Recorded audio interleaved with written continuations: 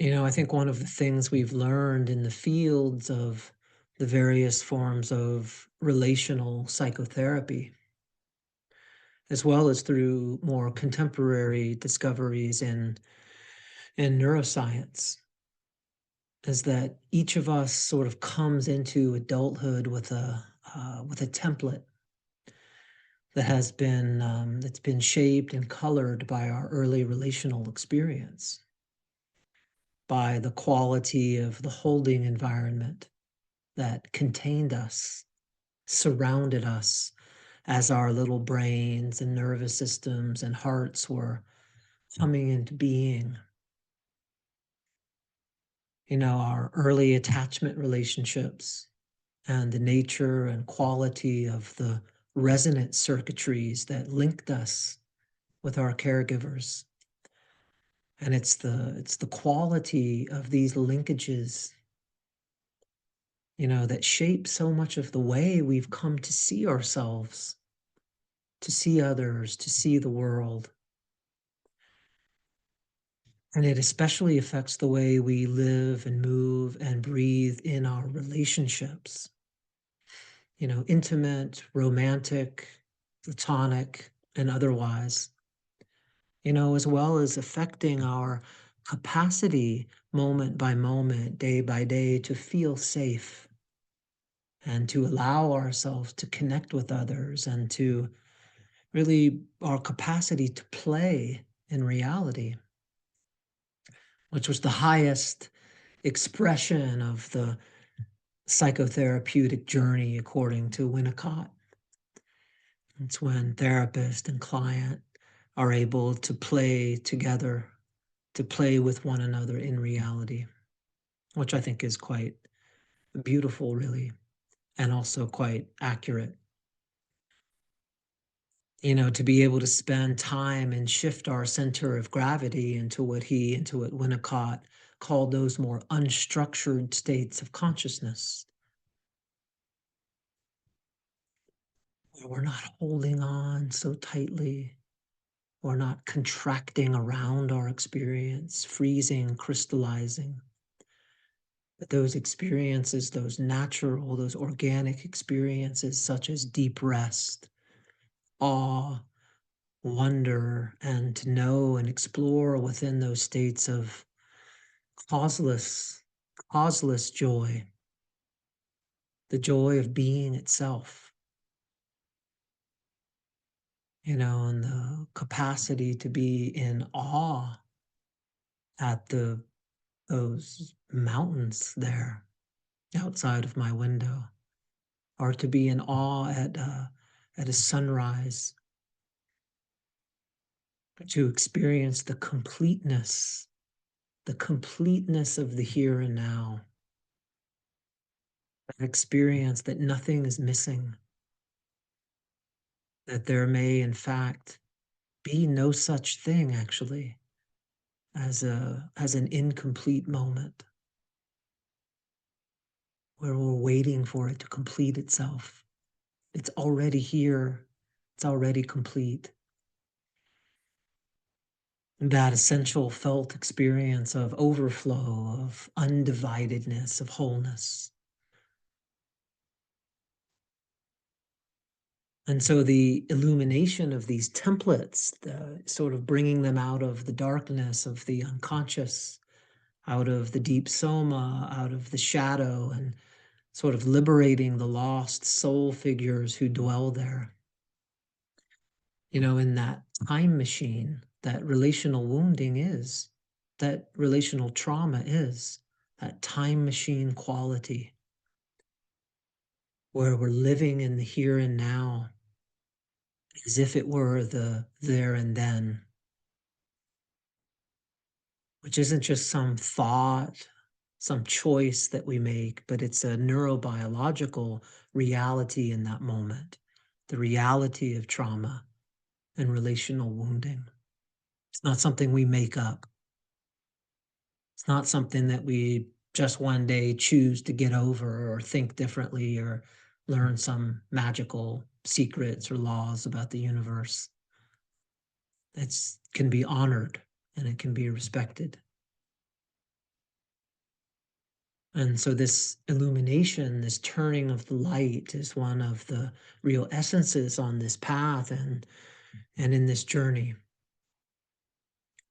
So maybe I can give an example of one of these templates, and how they come to color our perception, our sense of self, our relationships, our relationship with ourself, with others, with Gaia, with nature, with ultimate reality itself. And while these templates play out in ways that are, of course, unique to each of us and our unique developmental histories and what was happening in our families of origin, there are also some universal or archetypal patterns that we also see as well. And I think in my early days of being a therapist, I started to notice a particular pattern that showed itself more frequently than I would have guessed. And it wasn't anything that I learned or I heard about in my training or from my supervisors necessarily. And so it took me some time to start to understand what was happening. And it involves a situation where some of us, perhaps even many of us, to one degree or another anyway, were put in the position of having to take care of one of our parents really early in our lives. This came to be our actual primary role in the family. And now I'm not speaking about physical care so much, though that can also be a part of it. But here I'm mostly talking about having to take care of a parent emotionally, firm up a fragile or broken sense of self in the parent, to take care of their anxiety or their missing self esteem, to the holes in their sense of self, to repair their inner brokenness for them.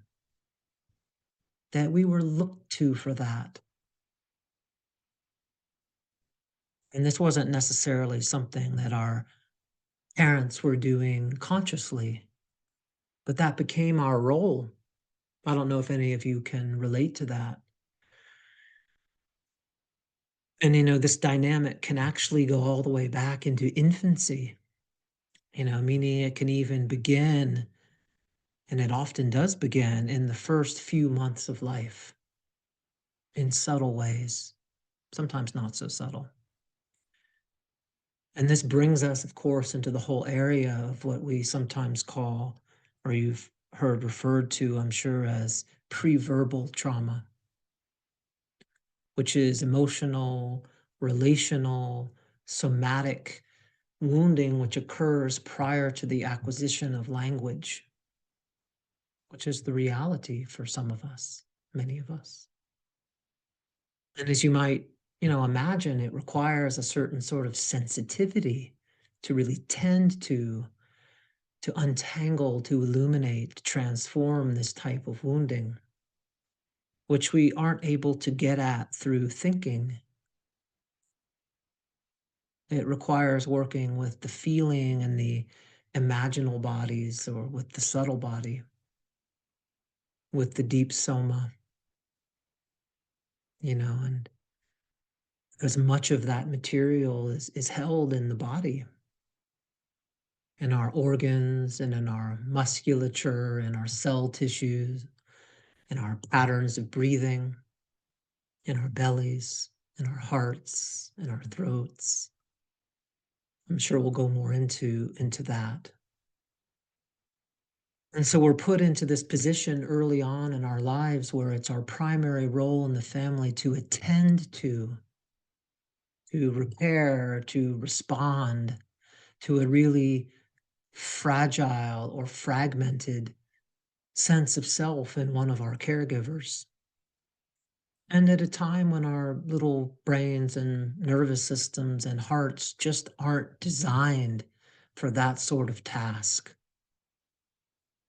We're the ones in those moments, of course, who are needing and longing for that field of empathic holding and mirroring, and to be able to play and explore and have a safe haven and a secure base from which to do that. We're not wired to set all of that aside so that we can provide those things to the adults in our lives. That wiring's not there.